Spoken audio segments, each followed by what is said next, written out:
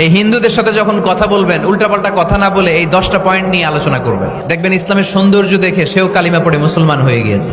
তাহলে হিন্দু ভাইদেরকে যখন দাওয়াত দিব, বলবো ভাই আমরা এত কিছুর পূজা করি না, আমরা হিন্দু ধর্মের প্রতিও শ্রদ্ধাশীল, কোন ধর্মকে নিয়ে আমরা কোনো কটূক্তি কখনো করি না। তবে চিন্তার জন্য মাঝে মাঝে কিছু যৌক্তিক কথা আমরা ছুড়ে দেই, ঠিক কিনা?